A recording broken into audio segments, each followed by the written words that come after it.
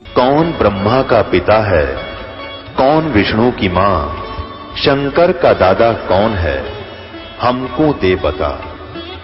ये जानने के लिए कृपया सुनिए। जगत गुरु तत्वदर्शी संत रामपाल जी महाराज के अमृत वचन सर्व पवित्र धर्मों के पवित्र शास्त्रों के आधार पर कि जो प्राणी इन तीनों गुणों से मिलने वाले रजगुण ब्रह्मा, सदगुण विष्णु, तमगुण शिव जी से मिलने वाले लाभ के ऊपर आश्रित हैं और इनकी बुद्धि, इनका ज्ञान इन्हीं तक सीमित हो चुका है, इनका ज्ञान हरा जा चुका है, ये अन्य किसी की बात को नहीं सुनते। इस त्रिगुणमयी माया के द्वारा रजगुण ब्रह्मा, सदगुण विष्णु, तमगुण शिव जी से जो अक्षणिक सुख, इनकी पूजा से जो जीव को प्राप्त होता है, उसके ऊपर आश्रित हो जाने के कारण ये सत भक्ति ग्रहण नहीं करते और इनके विकार इनसे मिटते नहीं। तीनों गुणों के उपासक रजगुण ब्रह्मा, सदगुण विष्णु, तमगुण शिव जी, इन तीनों प्रभुओं की साधना करने वालों के विषय में 7वें अध्याय के श्लोक 15 में विवरण दिया है कि माया के द्वारा जिनका ज्ञान हरा जा चुका है, इस त्रिगुणमयी माया, वो राक्षस स्वभाव को धारण किए हुए मनुष्यों में नीच दुष्कर्म करने वाले मूर्ख, गीता बोलने वाला प्रभु कह रहा है कि वो मेरी साधना भी नहीं करते, ब्रह्म पूजा भी नहीं करते। जैसे रावण ने तमोगुण भगवान शिव की साधना की थी, राक्षस कहलाया और कुत्ते वाली मौत मरा। भस्मागिरी ने भगवान शिव तमोगुण की साधना की थी और अपने ही भगवान की पत्नी पर बदनीत कर ली, राक्षस कहलाया और बदमौत मरा। इसी प्रकार हिरण्यकशिपु ने रजगुण ब्रह्मा जी की साधना की थी, राक्षस कहलाया और अंत बुरा ही हुआ। जैसे एक समय एक कुंभ का मेला भरा था, आज से 350 वर्ष पूर्व, लगभग 335 वर्ष पहले। हरिद्वार के अंदर हर पैड़ियों पर ऊपर भी लगी थी, वहां पर ये सभी संत तीनों गुणों के उपासक गिरि, पुरी, नागा, विष्णु, वैष्णो, ये सभी वहां पहुंच गए। गिरि, पुरी, नाथ, नागा ये सब शिव के उपासक हैं। वैष्णो साधु विष्णु जी के उपासक होते हैं। वहां प्रथम स्नान करने के ऊपर ऑर्डर लगेगी। सबसे पहले नागा संत, ये बिल्कुल नंगे रहते हैं, ये जाकर के हर की पैड़ी पर स्नान करने के लिए खड़े हो गए और शेष समूह को कह दिया कि तुम अभी बाहर खड़े रहो, पहले हम स्नान करेंगे, तुम बाद में करना, क्योंकि हम त्यागी और बैरागी हैं, अपनी इच्छा है, हम परम संत हैं, हम सबसे श्रेष्ठ हैं। इस बात से वैष्णु साधु विष्णु जी के उपासक, सतगुण के उपासक नाराज हो गए। उन्होंने उनको कहा कि तुम काहे के श्रेष्ठ हो, पशु की तरह नंगे फिरते हो, टट्टी के हाथ भी ना धोते, तुम सरड फरड बाहर मरो, पहले हम नहाएंगे, तुम बाहर निकलो। अब वो नहाना तो भूल गए, आपस में लड़ाई, युद्ध हो गया और 25,000 वो तीनों गुणों के उपासक कटका मर गए। इसलिए कहा कि तीनों रजगुण ब्रह्मा, सदगुण विष्णु, तमगुण शिव जी रूपी त्रिगुण माया के द्वारा जिनका ज्ञान हरा जा चुका है, वो राक्षस स्वभाव को धारण किए हुए मनुष्यों में नीच मेरी साधना भी नहीं करते। कौन कह रहा है? गीता बोलने वाला प्रभु ब्रह्म श्री कृष्ण में प्रवेश करके प्रेत की तरह बोल रहा है। गीता जी अध्याय नंबर 7 के श्लोक 18 में 16, 17, 18 में बताया कि मेरी ब्रह्म साधना भी 4 प्रकार के करते हैं। एक अर्थार्थी, अर्थार्थी का अर्थ होता जो धन लाभ, व्यवसाय में लाभ, बढ़िया काम चल जा, इस तरह के भी कोई अनुष्ठान करता है तो वेदों के मंत्रों से ही वो जंतर मंत्र करवाता है।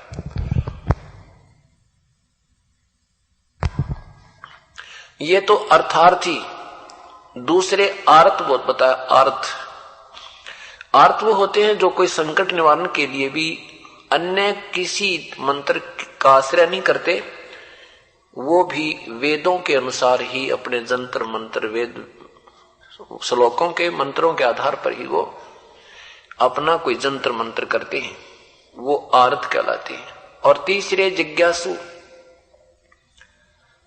जिज्ञासु वो होते हैं जो परमात्मा की तरफ में निकलते हैं, संत सही मिलते नहीं, फिर उनको वो क्या ग्रहण कर लेते हैं, वेदों के श्लोक गोट लेते हैं, सुनते सुनाते उनको कुछ याद हो जाते हैं, कुछ बाद में वो फिर अध्ययन कर लेते हैं, वक्ता बन जाते हैं।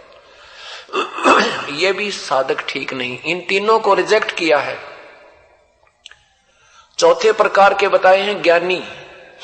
ज्ञानी वो हंस होते हैं जिन्होंने वेदों को पढ़ा, सत्संग सुना, संतों के विचार सुने, उनसे पता लगा कि भाई मनुष्य जीवन बार बार नहीं मिलता, और मनुष्य शरीर मिल जाता है तो उसमें जो भक्ति साधना नहीं करते वो अपना जीवन व्यर्थ करते हैं, वो नादान प्राणी होते हैं। और फिर उन्होंने वेदों को पढ़ा, उन ज्ञानी आत्माओं ने, वेदों में लिखा है कि केवल एक पूर्ण परमात्मा ही पूजा के योग्य है, अन्य कोई भगवान पूजा के योग्य नहीं है जो जीव को पूर्ण मोक्ष कर दे। उन ज्ञानी आत्माओं ने, उन विद्वान पुरुषों ने वेदों को पढ़ा, अपने आप निष्कर्ष निकाल दिया कि वेदों में ओम नाम लिखा है। यजुर्वेद अध्याय नंबर 40 के मंत्र नंबर 15 में लिखा है, ओम कर्तु समर, कल्वे समर और कर्तुम समर। ओम नाम का जाप काम करते करते सिमरण करो, विशेष कसक के साथ सिमरण करो। एक मनुष्य जीवन का प्रथम कर्तव्य जान के इस ओम नाम का जाप करो। ये है ब्रह्म तक की साधना का उत्तम मंत्र।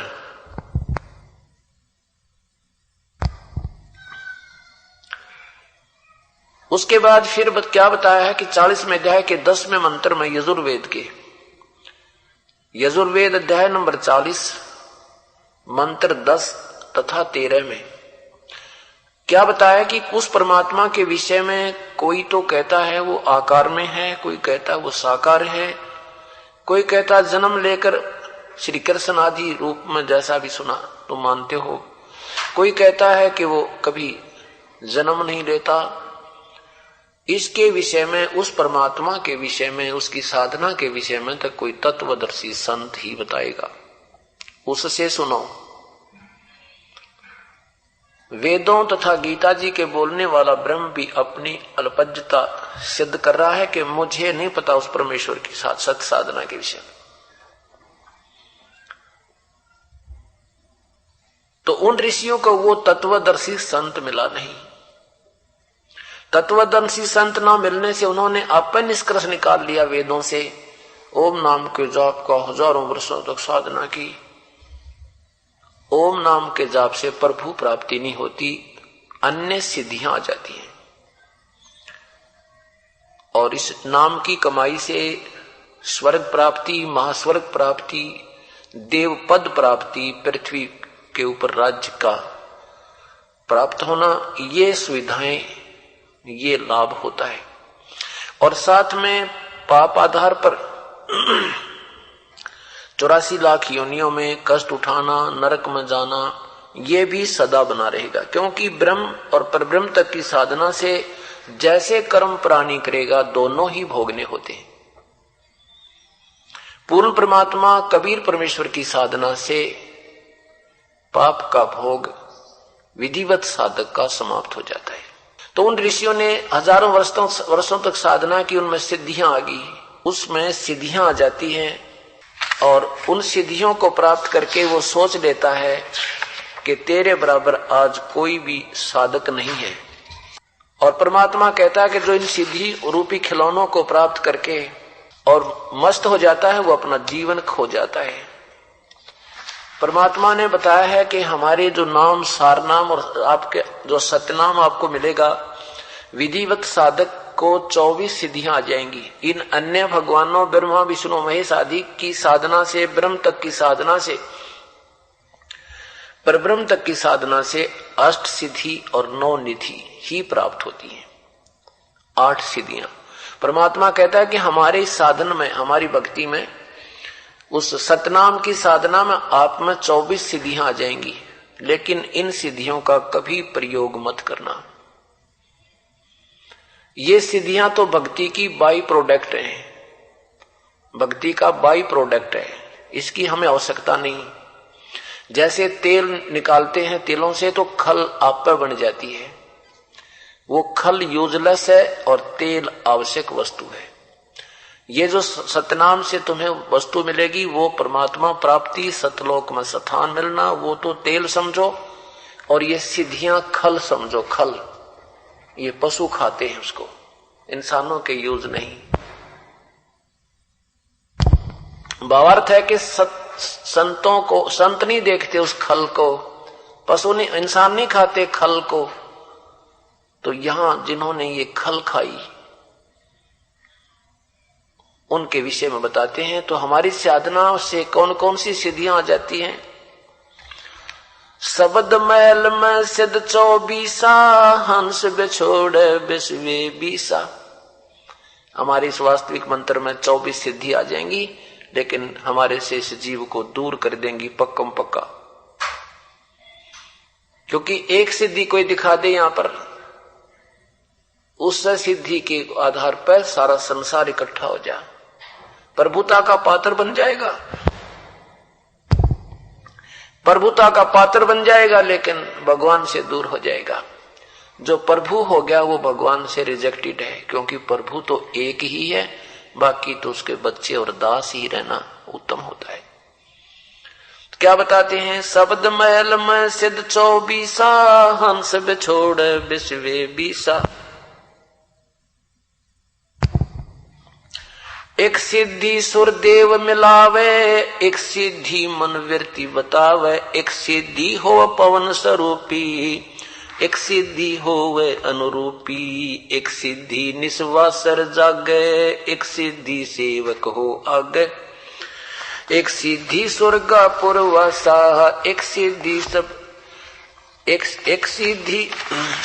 एक सिद्धि स्वर्गापुर ध्यावे, एक सिद्धि सब घट छावे, एक सिद्धि सब सागर पीवे, एक सिद्धि जो बहुजुग जीवे, एक सिद्धि जो उड़े आकाशा, एक सिद्धि परलोक के वासा, एक सिद्धि कष्ट तन जारा, एक सिद्धि तन हंस नियारा, एक सिद्धि जल डूब न जाई, एक सिद्धि जल पैर न लाई, एक सिद्धि बहु चोले धारे, एक सिद्धि नीत तो विचारे, एक सिद्धि पांचों तत्नीरम, एक सिद्धि जो वज्र शरीरम, एक सिद्धि पीवे ना खाई, एक सिद्धि जो गुप्त छिपाही,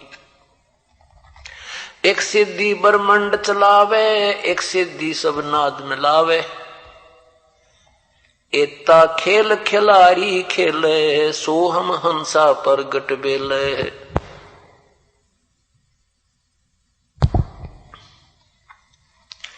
चौबीसा को ना दिल चावे, सो हंसा शब्द अतीत कहावे, प्रासिद्धि पूर्ण पटरानी, सतलोक की कहूं निशानी, सतलोक सुख सागर पाया, सतगुरु भेद कबीर लखाया, परमहंस पेखो परवाना, जन कहता दास गरीब दीवाना।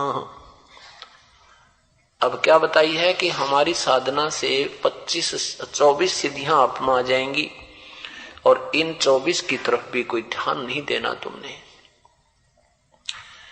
कौन कौन सी सिद्धि हैं कि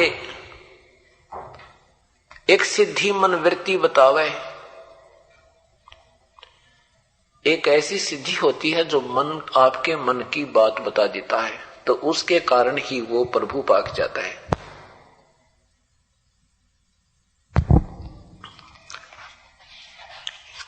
एक बार ये पूछा पढ़ाने वालों के पास चले जाते हैं जिनकी कोई चोरी हो जाती है, एक बार एक भैंस चोरी होगी हमारे एक परिवार के सदस्य की, जब तक दास इस मार्ग पर नहीं लगा था। तो चोरी हुई तो किसी पर शक हो ही जाता है। उस शक के आधार पर किसी से बुझा कराने गए वो। उसने कहा कि तुम जिस पर शक करते हो उसका नाम और साथ में 9 व्यक्तियों का और नाम लिख के पर्ची डाल के रख दो, तो मैं वो जो पर्ची निकालेगा वही तुम्हारा चोर होगा। तो वो पर्ची वही निकाल देता है जो उनके मन में होती है कि ये आदमी चोर है। उस आधार पर वापस आगे उस पक्का भी हम भी यही सोच रहे थे और इसने बुझा निकालने वाले ने भी सही बता दी। अब पुलिस ने पूछा था भी शक बताओ, तो उन्होंने शक पक्का बता दिया कि ये आदमी चोर है। पुलिस ने उसका निरीक्षण किया, सारी बातचीत पूछी, पुलिस ने कहा कि ये चोर नहीं है। फिर उन्होंने किसी दूसरे पर शक कर लिया, फिर उसी के पास गए, फिर उसने यही कहा कि तुम जिस पर शक करते हो उसकी पर्ची और साथ में 9 और डाल दो। उस बार भी उसने वही जिस पर दूसरे पर शक किया था वही पर्ची निकाल दी। फिर वापस आगे वही सही काट दिया कभी इसने। तो फिर पुलिस को बताया कि इस पे हो सकता है शक। पुलिस ने कहा ये भी चोर नहीं है। खूब उन्होंने छानबीन की। कहने का भाव यह है कि एक सिद्धि मनवृत्ति बतावे और जिस कारण से वो दुनिया लूट लूट खावे और गधा बन जावे, तो ये हमने नहीं चाहिए, ये हमने देखना भी नहीं है और ना ऐसे व्यक्तियों से कभी मिलन करना चाहिए जिन्होंने परमात्मा का लाभ देना है। एक सिद्धि निस्वासर जागे, एक सिद्धि सेवक हो आगे। एक गांव में एक साधक आकर बैठ गया, पुराने समय की बात है, और वो दिन रात सोता नहीं था। वो दिन रात सोता नहीं था तो लोगों ने देखा, 1 ने देखा, 2 ने देखा, 4 ने देखा, 5 दिन देखा, 10 दिन देखा, भाई ये सोता ही नहीं कभी भी। इस कारण से उसकी प्रभुता होगी। दुनिया देखने जान लगी, लोग छुप छुप कर देखने लगे, दिन रात पहरा देने लगे। 1 महीना जब देख लिया कि ये सोता ही नहीं तो उसके चरणों में गिर गए। उसका वहां मंदिर गाड़ दिया, पूरी पूजा शुरू होगी। आज तक भी वो बीमारी उस गांव के लिए दुखदाई हो रही है और उसके पास खक भी नहीं था। कहते हैं एक सिद्धि निस्वासर जागे, एक सिद्धि सेवक हो आगे। एक सिद्धि ऐसी होती है जैसे आपने देखा होगा, ये गांव में इन बहनों ने बकानते हैं डागरे निकम्मे, यूं कहेगा ला थारे तुम्हारे घर ते गेहूं डा, गेहूं ले आएंगे, हाथ पर रखेंगे, उसी के थैली पर खोल, उनको अंकुर फूट जाते हैं। देखा, कमाल कर दिया। और फिर इस कारण से इन मूर्खों की मौज हो जाती है और फिर ये बेवकूफ बना जाते हैं। तो ये परमात्मा कहते हैं इस तरह की जो ड्रामेबाजी है ये हमने इनकी तरफ देखना भी नहीं है।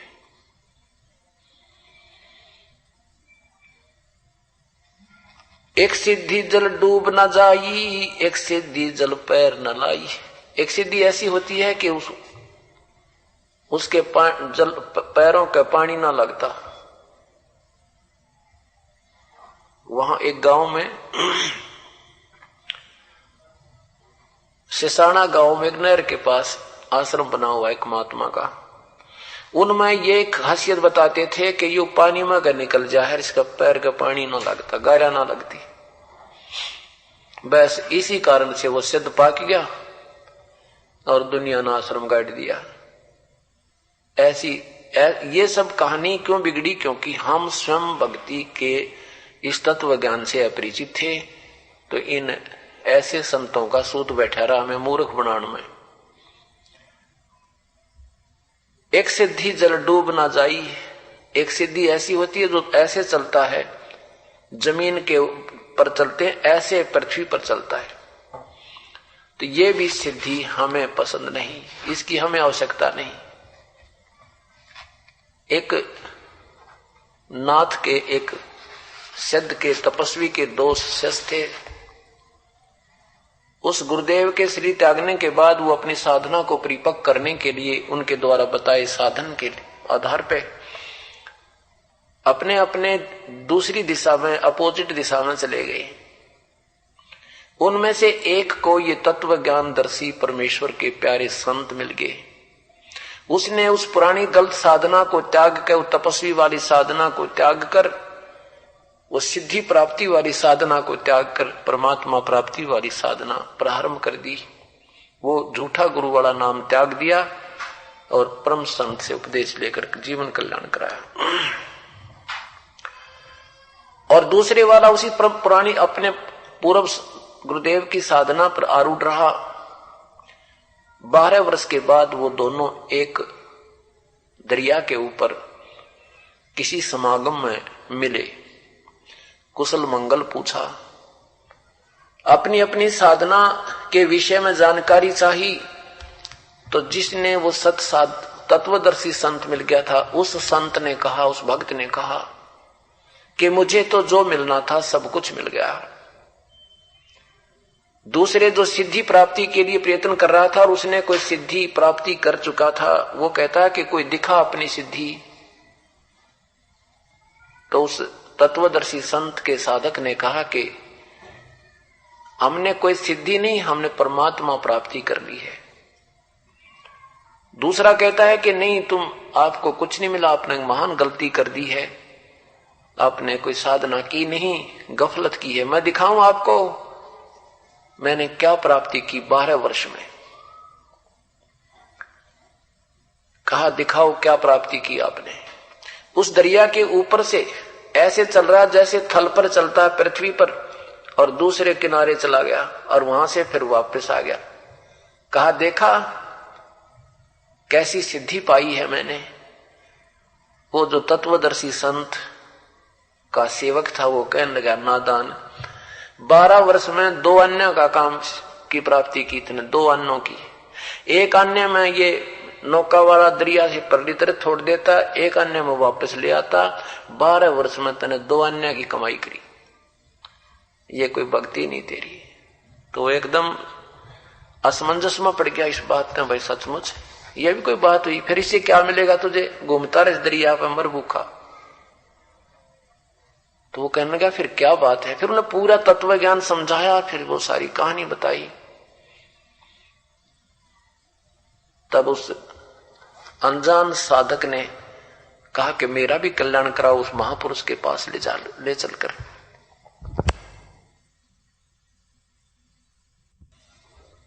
उसमें वो उसका जो गुरु भाई था पहले वाले, यानी जो तत्वदर्शी संत का सेवक था, हो गया था बाद में, वो रोने लग गया, आंखों में आंसू आ गई। तो वो तपस्वी यानी वो सिद्ध कहने लगा, क्यों रोए आप, कारण बताओ। उस सत्य साधक ने कहा कि आपका दुर्भाग्य है, अब वो संत पृथ्वी नहीं रहे संसार में, जो मेरे गुरुदेव थे वो शरीर छोड़ चुके हैं। तो उस सिद्धि प्राप्त संत ने कहा कि वो किसी को आदेश देकर गए होंगे, किसी को तो अपना भार सौंप कर गए होंगे, इस कार्य का कोई कार्यभार किसी को सौंप कर गए होंगे, मैं उसी से उपदेश लेकर अपना कल्याण करवा दूंगा। वो कह रहा है कि मैं इसलिए रो रहा हूं कि तू उससे नाम नहीं ले सकता, और नाम ले लेगा तो तेरी श्रद्धा बने को नहीं। तो सिद्ध ने कहा कि ऐसी कौन सी बात है, मुझे तो भगवान चाहिए। यदि वो किसी डले को भी कहकर गए होंगे ना, डले को, कि ये देगा उपदेश, मैं उसी को भगवान मान लूंगा। तो उस प्यारी आत्मा ने कहा कि इस डले को वो आदेश देकर चले गए, मुझे दे गए, इस दास को उन्होंने नाम देने का आदेश दे दिया। और अब मेरे से आप उपदेश ले नहीं सकते, क्योंकि आप मेरे सीनियर थे पहले, उस पहले वाले गुरु में, इन संतों में या सीनियर जूनियर की और बीमारी नो की नो जो आम समाज में होती है।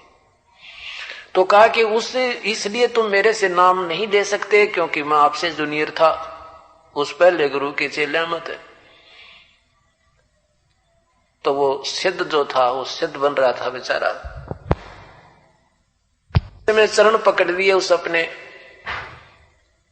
पूर्व संत के साथी के और कहा तू मेरा भगवान, मैं तेरा बालक है। आपने यूं कैसे कहा, मैं आपसे नाम नहीं दे सकता। इससे बढ़िया बात और क्या होगी, अपने घर में भगवान मिल गया। आप मेरे पिता में आपका बालक, आप मेरे गुरु में आपका बच्चा। तो परमात्मा कहते हैं एक चोट सिधारिया जिन मिलन दाचा, जिन्हें भगवान चाहिए वो अग्रम मग्रम नहीं करते। ये बकवाद तो आम व्यक्ति अनजान बालक क्या करते हैं। उसी समय उसने भी उससे उपदेश लिया और अपना कल्याण कराया। तो क्या बताना चाहता था ये दास कि ब्रह्म साधना से प्रभु प्राप्ति नहीं होती, ये सिद्धियां और अन्य साधना बन जाती है जिससे स्वर्ग प्राप्ति, महास्वर्ग प्राप्ति, देव पद प्राप्ति, महादेव पद प्राप्ति, इंद्र पद प्राप्ति, पृथ्वी पर राज्य आदि प्राप्त हो जाते हैं। और कर्म आधार पर फिर इनकी अपनी कर्म कमाई को समाप्त करके 84 लाख योनियों में अवश्य जाना होता है। ये हार्ड एंड फास्ट रूल है ब्रह्म और परब्रह्म तक की साधना का। इसलिए उन साधकों ने, वो ज्ञानी आत्माओं ने हजारों वर्षों तक ओम नाम के जाप से दृढ़ निश्चय के साथ प्रभु की प्राप्ति की तरफ में कठिन साधनाएं की, क्योंकि जिनको परमात्मा मिलना है, पाना है, उन्होंने अपने शीश की भी परवाह नहीं की, क्योंकि वो परमात्मा इतना कीमती है, वो स्थान इतना अच्छा है जिसके लिए हम अपनी जान भी दे सकते हैं। तो वो देश कैसा होगा, वो लोग कैसा होगा, वो स्थान, वो भगवान कैसा होगा, ये जब आप सियाने हो जाओगे तब आपको तड़फ बनेगी। जैसे गीता जी के अध्याय नंबर 11 के श्लोक 47-48 में कहा है कि अर्जुन, ये मेरा विश्व रूप, ये मेरा वास्तविक रूप है, ये देखा जो तूने, और मेरी प्राप्ति न तो वेदों में वर्णित विधि से, ना किसी तप से, ना जप से, ना यज्ञ से, वेदों में वर्णित विधि से प्रभु प्राप्ति नहीं है।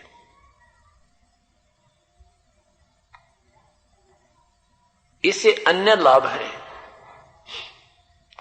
तो उसमें कहा कि ये जो मेरा रूप है, तूने ना पहले कभी किसी ने देखा, ना कोई आगे देख सकता, ये तो मैंने तेरे पे कृपा करके ही अपने दर्शन कराए। ये मैं काल रूप हूं, ये मेरा स्वरूप है। 1000 मेरी भुजा है और ये 1000 और 1000 ये मेरा ये रूप है भाई भगवान का, इस 21 ब्रह्मांड के भगवान का।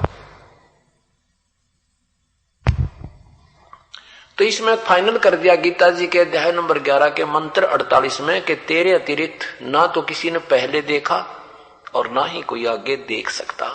इति सिद्धम, वेदों में वर्णित विधि से प्रभु प्राप्ति नहीं है। और इसी कारण से ऋषियों ने, महर्षियों ने वेदों में वर्णित विधि के आधार पर हजारों वर्षों तक साधना करके प्रभु मिला नहीं। अपने अपने अनुभव की पुस्तकें लिख दी कि प्रभु निराकार है।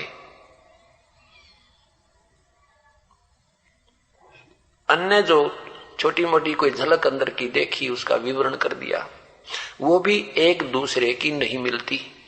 एक चुणक नाम के ऋषि जी, वो ज्ञानी आत्मा, हजारों वर्षों तक साधना की ओम नाम के जाप से, ये सोचकर के वेदों में ओम नाम मंत्र है प्रभु की साधना का, और कोई मंत्र नहीं है। हजारों वर्षों तक तप किया, उस तप से वो एटम यानी पूरी सृष्टि पर, पृथ्वी पर जिसका राज्य हो, उसको चक्रवर्ती शासक कहते हैं। उसको चकवे भी कहते हैं, जैसे पृथ्वीपति चकवे गए जिनके चक्र चलंत, वो चकवे मीन चक्रवर्ती राजा। ये राजा लोग अपनी शक्ति का परीक्षण करते हैं और ये देखते हैं अपने शासन में कि किसी अन्य छोटे राजा नवाब आदि ने तेरी प्रभुता को अस्वीकार तो नहीं कर दिया है। उसके लिए एक घोड़ा छोड़ देते हैं जिस पर राजा स्वयं विराजमान होता है। उस घोड़े पर कोई सवार नहीं होता। उसके गले में एक पोस्टर बांध देते हैं, उस पर विवरण लिख देते हैं कि राजा, जिसने राजा की प्रभुता स्वीकार ना हो वो इस घोड़े को बांध ले, राजा से युद्ध के लिए तैयार हो जाए। उस राजा के पास 72 अक्षौणी 72 करोड़ सेना है। उसके साथ सैकड़ों हजारों सैनिक साथ छोड़ दिए। पूरी पृथ्वी पर घूमता हुआ वो घोड़ा चल रहा है, लेकिन किसी राजा ने नहीं पकड़ा। ये चुनक नाम के ऋषि के पास से वो सारे सैनिक गए थे और वहीं से फिर वापस आ रहे थे। उस चुनक नाम के महर्षि ने पूछा सैनिकों, ये घोड़ा किसका है? अन्य घोड़ों पर सवार हैं, इस घोड़े पर सवार क्यों नहीं है? सैनिकों ने बताया कि मानधाता चक्रवर्ती राजा का घोड़ा है और इस पर बैठते नहीं। सब कारण बताया। तो ऋषि जी ने पूछा क्या इस घोड़े पर को किसी ने नहीं पकड़ा? सैनिकों ने कहा कि कौन पकड़ सकता हमारे राजा के घोड़े को? हमारे राजा के पास 72 अक्षौणी सेना है। ऐसे ऐसे काफी बकवाद गढ़ दी उन्होंने, ऊट पटांग बातें कही। ऋषि को गुस्सा आ गया कि इस राजा का मुंह ज्यादा ही ऊपर को उठ गया है, ये बड़ा अभिमानी हो गया है, इसको ठीक करता हूं। सैनिकों से कहा कि अभी सैनिकों, मैं अगर इस घोड़े को बांध लूं तो क्या हो? सैनिकों ने कहा जो इसके गले में लिखा वही हो, कि बांध लोगे तो आपने युद्ध करना होगा राजा मानधाता चक्रवर्ती से। तो ऋषि ने कहा भी मैं इसको पकड़ता हूं और कह देना आपके राजा को कि चुनक ऋषि ने आपका युद्ध स्वीकार कर दिया। सैनिक कहते अरे कंगाल, तेरा दाने तो खाने को नहीं और तू युद्ध करेगा मानधाता चक्रवर्ती राजा से, तेरी क्यों सामत आई है? आपने तोड़ दे दिन बैठ के कुटिया में। तो वो कहता है कि मेरे भाग में ऐसा ही लिखा होगा, अब तो मैंने ये पकड़ दिया तुम्हारी राजा का घोड़ा और राजा को कह दे मेरे से युद्ध कर ले। अब सैनिकों ने जाकर सर्व कथा सुनाई। राजा को बड़ा गुस्सा हुआ कि आज एक व्यक्ति ने हिम्मत की है मेरे साथ बदतमीजी करने की, कल दूसरे का शीश उठेगा, कल को तीसरा उठेगा। इसको ऐसे ढंग से मारता हूं दुनिया देखा है। एक व्यक्ति को मारने के लिए 18 करोड़ सेना भेज दी। अपनी 72 अक्षौणी सेना की 4 पार्ट बना दिए, 4 यूनिट बना दी और प्रथम यूनिट भेज दी। उधर से अपने जीवन में सिद्धियां जो कलेक्ट की थी वो डले डोए थे हजारों वर्षों तक। उस चुनक ऋषि ने 4 पुतली एटम बम बना दिए सिद्धि वचन से। वचन की जो पावर है ये सबसे ज्यादा होती है। उस सिद्धि से उसने 4 एटम बम बना लिए, 4 पुतली तैयार कर ली और एक पुतली छोड़ दी, एटम बम छोड़ दिया। मानधाता चक्रवर्ती राजा की वो 18 अक्षौणी सेना के टुकड़े टुकड़े कर दिए। राजा ने दूसरी टुकड़ी भेज दी तो ऋषि ने अपनी दूसरा बम छोड़ दिया। इस तरह 72 अक्षौणी सेना का विनाश कर दिया एक ज्ञानी आत्मा ने, जिसको हम ज्ञानी कहते हैं, जिसको ऋषिश्वर कहते हैं। 72 अक्षौणी खा गया वो चुनक ऋषिश्वर एक, दे धारे जोड़ा फिरेंगे सभी काल के भेख। अब उस ऋषि ने जो 72 करोड़ वो हत्या कर दी वो उसके बैड अकाउंट में लिख दी, और जो उसने तप साधनाएं की थी वो उसके गुड अकाउंट में लिखी हुई थी। अब उसको दोनों भोगने पड़ेंगे। जब तक उसका गुड अकाउंट चलेगा, ये पुण्य और ये साधना भक्ति कि जो कमाई चलेगी तब तक तो उसको पता नहीं लगेगा, ठाठम ठाठ रहेगा, स्वर्ग में भी उसकी चौधर बनी रहेगी, देव भी बन सके है, महादेव भी बन सके है। और फिर वो जब नंबर आओगा ना, वो पाप भोगने का कुत्ता बनेगा और सिर में कीड़े पड़ेंगे और ये सब भोगना पड़ेगा इसको, फिर इसकी कहीं नहीं चलेगी। अब यहां परमात्मा की सामने आपने सत्संग सुना था कि तुमने उस दरगाह का मैल नहीं देखा, इस धर्मराज के तिल तिल का देखा। जब हम पाप करते हैं आगा पीछा नहीं देखते, क्योंकि उसका रिजल्ट अभी नहीं मिलना होता। एक समय एक मछियारा मच्छी पकड़ रहा था, ऐसे जाल के जाल भरा था और बाहर पटक दे था, वो तड़प तड़प कर मर रही थी, ढेर ला रखा था। गुरु शिष्य जा रहे थे, शिष्य ने पूछा, हे गुरुदेव, इस पापी प्राणी को क्या सजा मिलेगी? गुरुदेव ने कहा, आजा बेटा, फिर बताऊंगा।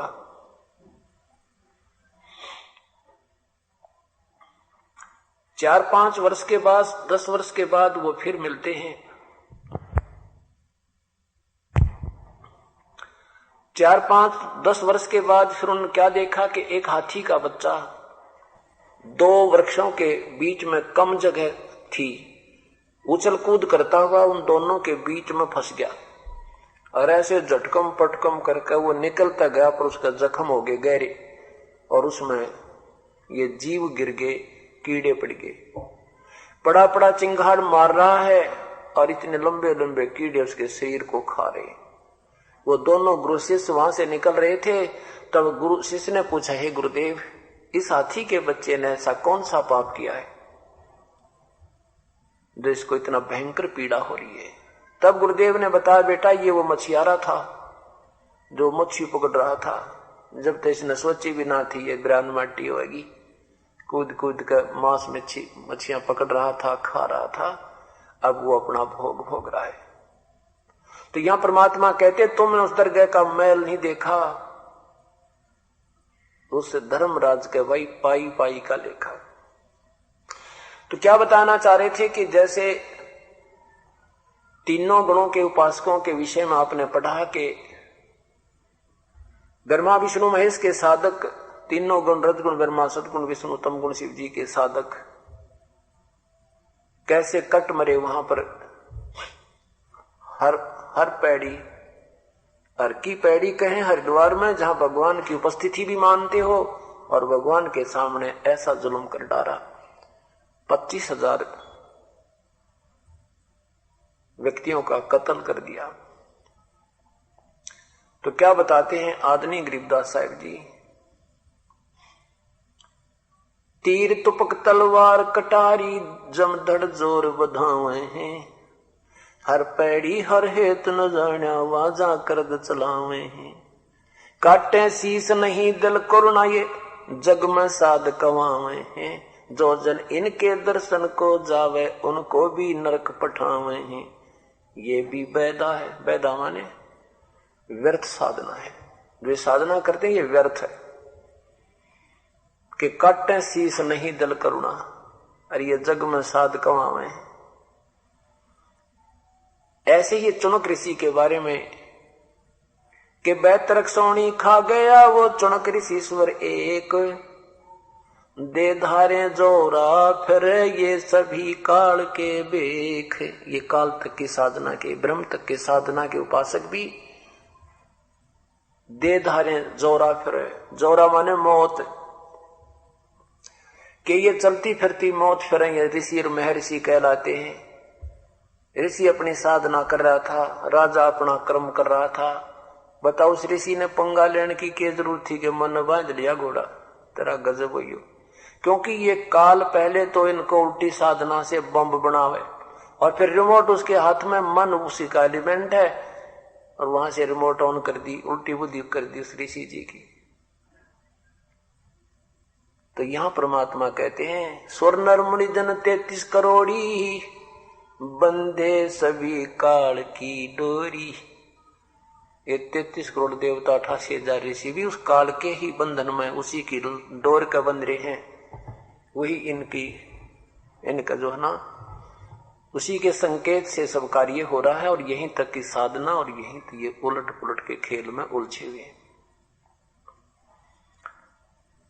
तो यहां बताया है कि 7वें अध्याय के गीता जी के अध्याय नंबर 7 श्लोक 18 में कहा है कि ज्ञानी आत्मा है तो उद्धार है। उद्धार मीन परमात्मा पाने के लिए अपनी जान की भी परवाह नहीं करते, चाहे सिर जाओ चाहे धड़ जाओ, भगवान मिल जाए, लेकिन वे ऑफ वर्शिप ठीक ना होने, शास्त्र अनुकूल साधना ना होने से अब भक्ति मिली, परमात्मा तो मिला नहीं और ये कुमत वर्गी। तो ये कहते हैं ये आत्मा है तो उद्धार बेचारी, लेकिन ये मेरी ही उस अनुत्तम गति में आश्रित है। अनुत्तम माने घटिया तो घटिया।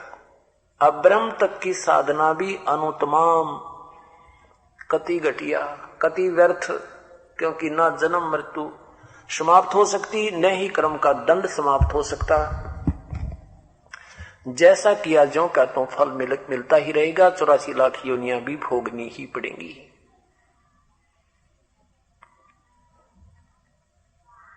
और इन गीता जी के अनुवादकर्ताओं ने अज्ञानतावश क्या किया है, अनुत्तम का अर्थ अति उत्तम कर डाला।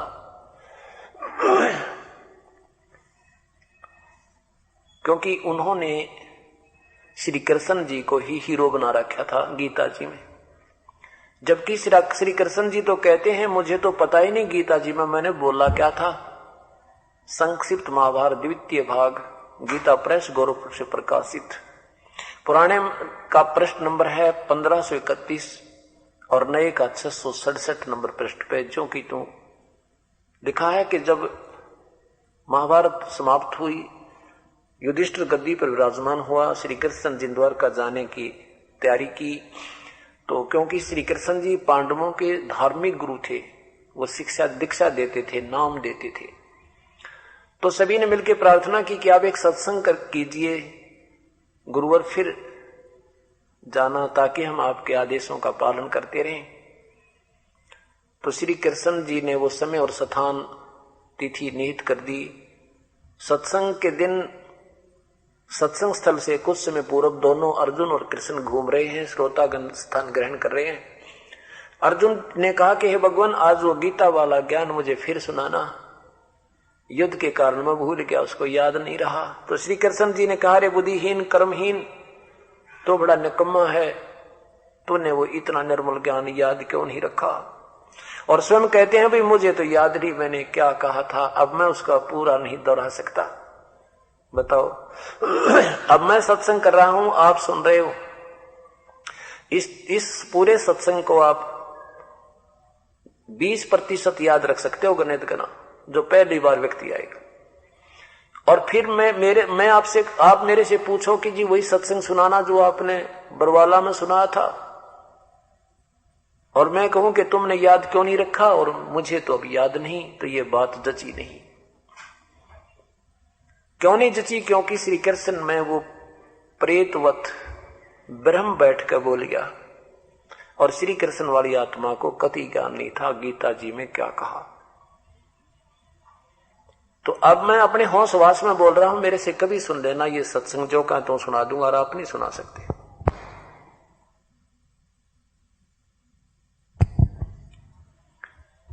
इससे सिद्ध है कि श्री कृष्ण जी ने गीता जी को नहीं बोला, और ये मान रहे थे श्री कृष्ण जी ने गीता बोला, तो श्री कृष्ण जी अपने आप को वो सुप्रीम मान रहे थे श्री कृष्ण जी को, और श्री कृष्ण जी अपने आप को अनुत्तम नहीं कह सकते, इसलिए अनुत्तम का अर्थ उत्तम लिख दो। शब्दकोश भी बिगाड़ डाले नादानी के कारण। अब गीता जी के 7वें अध्याय के 19वें श्लोक में कहा है,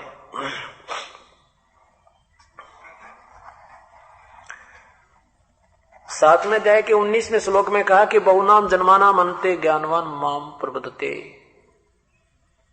बहुत बहुत जन्म जन्मों के किसी कोई अंत के जन्म में कोई ज्ञानी आत्मा को समझदार व्यक्ति ब्रह्म तक साधना करने लगता है।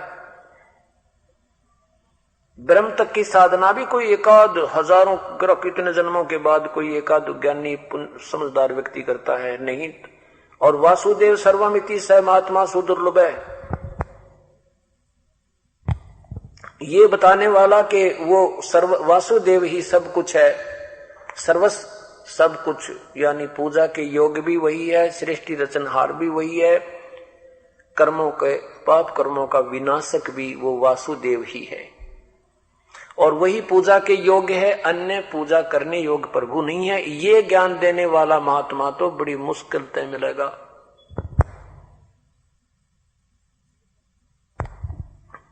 ये ज्ञान देने वाला संत तो भाई बड़ी मुश्किल मिलेगा अर्जुन तुझे। स महात्मा सुदुर्लभ है। वासुदेव का क्या अर्थ होता है? वासुदेव का अर्थ होता है सर्वशक्तिमान, सर्वव्यापक, जिसकी सत्ता पूरे ब्रह्मांडों में हो, उसको वासुदेव कहते हैं। श्री कृष्ण जी वासुदेव नहीं थे। वेदों में एक वासुदेव नाम पूर्ण परमात्मा की उपमा का है। उस वेदों में उपमात्मक अच्छे नाम के आधार पर अपने पुत्रों का नाम रखते थे। तो वासुदेव श्री कृष्ण जी के पिताजी का नाम था।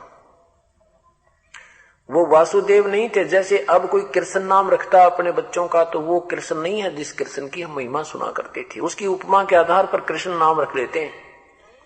इसी प्रकार वासुदेव पूर्ण परमात्मा, पूर्ण ब्रह्म, सतपुरुष कबीर साहब है, और वो सर्वव्यापक, सर्वशक्तिमान, सबका पालन करता, सबके पूजा के योग्य है। तो श्री कृष्ण जी केवल एक विभाग के मंत्री हैं। श्री कृष्ण जी एक ब्रह्मांड में एक विभागीय मंत्री हैं, सतोगुण विभाग के मंत्री हैं। वो भी 3 लोकों पर प्रभु हैं। ये पृथ्वी लोक, पाताल लोक और स्वर्ग लोक। ये वासुदेव यानी सर्वशक्तिमान, सर्वव्यापक, सबके मालिक नहीं है। इनके पिताजी ब्रह्म केवल 21 ब्रह्मांड में वासुदेव व्यापक हैं। ये वासुदेव नहीं है, सर्वव्यापक, सर्व के नियंत्रता नहीं है। परब्रह्म जो है 7 संग ब्रह्मांडों में ही मालिक है, वो सर्व का मालिक वासुदेव नहीं है। पूर्ण ब्रह्म, सतपुरुष, परम अक्षर ब्रह्म, पूर्ण परमात्मा, कबीर देव, कबीर परमेश्वर, ये वासुदेव हैं। ये सर्व ब्रह्मांडों की नियंत्रता, सबके पालन करता और सर्वशक्तिमान, ये वासुदेव है। तो यहां ये बताया है कि बहुनाम जन्मानाम अन्ते ज्ञानवान माम प्रपद्यते। गीता बोलने वाला प्रभु कह रहा है कि बहुत बहुत जन्मों के अंत में कोई ज्ञानी आत्मा, समझदार आत्मा ब्रह्म तक साधना ओम नाम की करता है, वेदों अनुसार करता, नहीं तो नीचे की देवी देवता ब्रह्मा विष्णु महेश तक इनकी बुद्धि सीमित रहती है। लेकिन ब्रह्म तक साधना भी व्यर्थ है। ये बताने वाला वासुदेव सर्वमिति स महात्मा सुदुर्लभ है। ये बताने वाला तो बहुत ही मुश्किल से कोई संत मिलेगा। यही प्रमाण आदरणीय गरीबदास साहिब ने एक पंजाब के श्रद्धालु राम राय उर्फ झुमक रा को दिया। परमात्मा की प्राप्ति के उपरांत आदरणीय गरीबदास साहिब जी अपना सत्संग किया करते थे। उनके शिष्य संत गरीबदास जी की अमृतवाणी को नित्य पाठ किया करते थे, जैसे आप नित्य नियम करते हो, सुबह सुनते हो। इसमें ब्रह्म वेदी होती है, ज्ञान सागर अति उजागर निर्विकार निरंजनम ब्रह्म ज्ञानी महाध्यानी सत्सुकृ दुख वंदनम। ये एक श्रद्धालु ने ये अपने नित्य नियम बना रखा था कि प्रतिदिन इसका पाठ किया करूं। वो ऐसे करता हुआ एक दिन किसी कामवश अपने रिश्तेदारी में कहीं जा रहा था। लुधियाना के पास एक वासियर गांव है। उस वासिर गांव के पास तालाब पर सुबह सुबह गर्मियों के दिन थे, वहां बैठ गया। रात्रि में वहां विश्राम किया, सुबह वहां विश्राम करके स्नान करके अपना वो ब्रह्म वेदी का पाठ कर रहा था, नित्य नेम कर रहा था। इतने में वो अर्थात राम राय, गांव में कई बार 2 नाम रख लेते हैं, उर्फ नाम भी बना लेते हैं उसका। वो राम राय उर्फ झुमक रा, वो श्रद्धालु भगत जी वहां बाहर घूमने के लिए सुबह सुबह गया तो उसने यह प्यारी वाणी, अमृत वाणी प्रभु की सुनी, एकदम आकर्षित हो गया। उस भक्त के निकट बैठ गया जाकर। जब उसने ये अपनी वाणी पूरी कर ली तो उससे पूछा कि ये किस महापुरुष की वाणी है, बड़ा आकर्षण है इसके अंदर। तो उसने बताया कि मेरे पूज्य गुरुदेव जी हैं, उनकी ही मुखारविंद से, मुख कमल से निकली अमृतवाणी है। उस श्रद्धालु ने सोचा कि ऐसे महापुरुष के दर्शन करने चाहिए। तो आदरणीय गरीबदास साहिब जी के शिष्य से पूर्ण विवरण, पूर्ण पता, एड्रेस नोट किया और पूछा कि ये महात्मा वर्तमान में शरीर में हैं। उन्होंने कहा हाँ शरीर में हैं अभी, और छुडानी गांव है, ऐसे ऐसे जिला रोहतक है, बहादुरगढ़ के पास है। सारा पूरा विवरण लेकर के वो महापुरुष, वो पुण्यात्मा संत के दर्शनार्थ चल पड़ी। और रामराय जी आगे छुडानी गांव में सुबह सुबह रातों रात चले, कहीं ट्रेन में बैठे कि तो वैसे चले। पहले यातायात इतनी थी नहीं, 200 से 250 वर्ष पहले की बात है। तो सुबह जाकर के पूछा भी गरीबदास संत कहाँ रहते हैं। गांव छोटा सा था, 40 घर थे, सारी 40 मकान थे। एक ने बताया कि वो सामने मकान जो है वो गरीबदास जी का ही है। वहां देखा 10-5 सेवक इधर उधर के गांव के भी आकर गवांडी गांव के बैठे थे, जो गरीबदास साहिब के शिष्य थे। वो प्रतिदिन लगभग आ ही जाते थे। वहां जाकर पूछा कि गरीबदास महाराज जी कहां पर हैं। सेवकों ने बताया कि वो महात्मा महाराज जी तो अभी खेतों में गए हैं और घूमने गए हैं। तो सेवक ने पूछा, उन्हें पूछा, रामराय ने पूछा कि कितनी देर लगेगी, कितनी देर में आएंगे। तो सेवकों ने कहा भी उनकी मौज है, आना हो तो अभी आ जाए, नहीं तो भाई 2 घंटे और ना आवे, 4 नहीं आवे। और कई बार वहां उनका अपना खेत है, वही स्नान करके विश्राम कर लेते हैं। तो श्रद्धालु ने सोचा मैं इतनी दूर आ गया हूं संत के दर्शनार्थ, तो अब क्यों ना और थोड़ा सा कदम उठा लूं और संत के दर्शन करके ही मैं चैन लूं। उन्होंने पूछा कि किस तरफ गए हैं। उन्होंने दिशा बता दी और बता दिया कि सामने सड़क के साथ ही, इस कच्चे रास्ते के साथ ही एक अरहट है, वो कुआं है उनका, वहां पर एक झोपड़ी डली है। महात्मा जी कई बार वहां विश्राम भी कर लेते हैं। तो वो रामराय जी चल पड़े उसी कच्चे रास्ते से। उधर से परमात्मा की प्यारी आत्मा आदरणीय गरीबदास साहिब जी सिर पे पशुओं का चारा लिए आ रहे थे,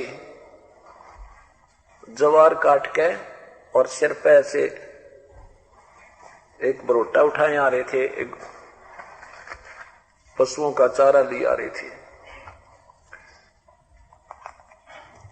पंजाब से आए उस प्यारी आत्मा ने सोचा कि इस महापुरुष से पूछ लेता हूं, इस जमींदार से पूछता हूं कि वो महात्मा कहां से मिलेंगे, उनका खेत, ये ठिकाना कहां पर है।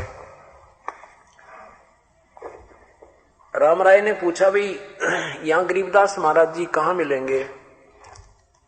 अब परमात्मा से बात कर रहे थे, परमात्मा की प्यारी आत्मा से बात कर रहे थे, और वो अंतर्यामी थी, वो जान गए कि इस भगत के मन में क्या सोच है। क्या सोच थी उसके मन में, क्योंकि हम संत मानते हैं जिसने दाढ़ी बड़ी बनवा रखी हो, बड़ी बड़ी दाढ़ी हो, सिर पे बड़े बड़े बाल उलट पुलट बांध रखे हो, चिमटा ले रखा हो, शरीर पर केवल एक लंगोट हो, और वही कान कून में कोई मोटी मोटी मुद्रा डाल रखी हो, या गल में माला हो, धूने दाने पर बैठा हो, राख लपेट रखी हो। इस तरह की हमने एक पहचान मान रखी है संत की, अनजानपने में, जैसा कि एक विशेष परंपरा बनी हुई थी। या लाल कपड़े पहन रखे हो, मूड मुंडा रखा हो, तिलक 5-7 ला रखे हो, तो हम संत साधु मानते हैं, अन्यथा नहीं मानते। अब वो आदरणीय गरीबदास साहिब जी समझ गए कि इस भोली आत्मा के मन में संत का जो की परिभाषा ये किस प्रकार कल्पना कर चुके हैं। यदि मैं कह दूंगा कि मैं गरीबदास हूं तो मेरी एक नहीं सुनेगा और मुझे मूर्ख समझकर रिजेक्ट करके अभी वापस चला जाएगा और इतनी दूर आना इसका निष्फल हो जाएगा। इसलिए कहा कि आजा मेरे साथ भगत जी, मैं तुझे आजा मेरे साथ आजा, मैं तुझे गरीबदास जी से मिलाता हूं। अब ऐसे कोई व्यक्ति कहे तो अतिथि को मानना भी पड़ता है, उसके पीछे पीछे हो लिए। गरीबदास साहिब के पीछे पीछे आ गए। वहां श्रद्धालु बैठे थे और सेवक किसी ने उनका वो जो चारा ले रखा था सिर पे पशुओं का बरोटा, उस बंडल को लिया, किसी ने दंडवत प्रणाम किया। अब वो रामराय देख रहा है कि इस व्यक्ति जमींदार को ये लोग प्रणाम क्यों कर रहे हैं, दंडवत क्यों कर रहे हैं। तो एक से पूछा भी ये कौन है। उन्होंने बताया ये गरीबदास महाराज जी तो हैं, यही तो गरीबदास जी महाराज हैं, हमारे गुरुदेव हैं। अब उस झुमकरा ने सोचा रहे तेरा गजब हो, इतनी दूर आया 250 से 300 किलोमीटर यू महाराज जी पाया, एक किसान है ये तो है, तेरा गजब खोदा पहाड़ निकली चुया वो भी मरी हुई। ऐसे मन में ना जाने के बात बना ली, तेरा गजब हुई। संत तो रहे नहीं, दुनिया को बहकाते हैं, ये है बड़ी आत्माओं को गुमराह कर रहे हैं। एक मिनट में यू मन ना जाने कितने संकल्प विकल्प कर देता है, इसकी गंदी आदत है। अब गरीबदास जी महाराज जान रहे थे कि भगत जी का तो कड़वाबू हो गया दिखे। इतने में उन 5-4 सेवक थे, उनसे किसी से कहा भाई ये बैलों को पानी पिला लाओ, किसी से कहा भाई ये पशुओं का चारा काट लो, एक से कहा भाई मेरा पानी डाल दो मैं नहाऊंगा। पटड़ा बिछा कर वहीं स्नान करने लगे और वो रामराय जी बैठ गए माथे पे हाथ रख कर, तेरा गजब हो गया, कहां जाऊं बता। अब जो ही वो स्नान कर रहे थे वहां 2 ही रह गए, गरीबदास साहिब जी और साथ में वो रामराय जी। रामराय जी भी बहुत बड़े यानी वहां के जमींदार थे, किसान थे, उसके भी हजारों बीघा जमीन थी और गरीबदास साहिब जी के भी 2500 बीघा जमीन थी। इसलिए उसको राम राय बोलते थे, राय साहब बोलते, जिसके पास अच्छा धन हो। उसके मन में उथल पुथल हो रही थी। परमात्मा ने तो इस गरीबदास साहिब ने इस उद्देश्य से उसका नाम झुमकरा रख दिया और उसका वैसे भी गांव में उर्फ नाम झुमकरा से ही वो प्रसिद्ध था। तब गरीबदास साहिब जी ने कहा भी झुमकरा एक बार आना जरा इधर, जो स्नान कर लिया। गरीबदास जी साहिब ने स्नान कर लिया और स्नान करके धोती बांधने लगे, जैसे हरियाणा में धोती बांधते हैं, तो उस धोती का एक हिस्सा एक बेल्ट बनाते हैं, उसी से नो का नो जुड़े जुड़ाए, उसका काटते नहीं है, और ऐसे धोती के ऊपर के बेल्ट स्थान पर एक अलग से बांध देते हैं, ऐसा करके।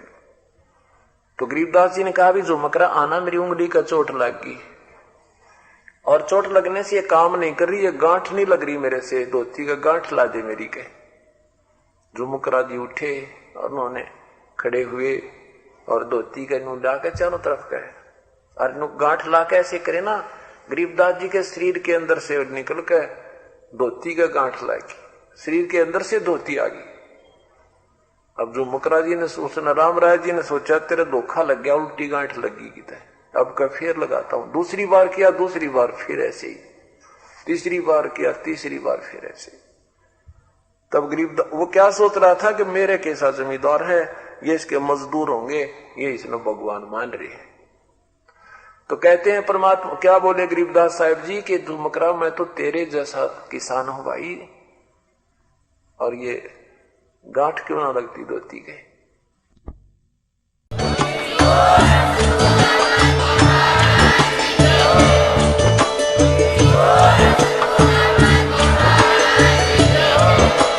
आप सुन रहे थे जगत गुरु तत्वदर्शी संत रामपाल जी महाराज जी के मंगल प्रवचन। अधिक जानकारी के लिए विजिट कीजिए हमारी वेबसाइट www.jagatgururampalji.org। संत रामपाल जी महाराज जी के शुभ आशीर्वाद से पूरे विश्व भर में 500 से भी ज्यादा नाम दीक्षा केंद्र हैं, जिन पर संत रामपाल जी महाराज जी द्वारा ऑनलाइन निशुल्क नाम दीक्षा दी जा रही है। अपने नजदीकी नाम दीक्षा केंद्र का पता करने के लिए संपर्क करें 8222880541।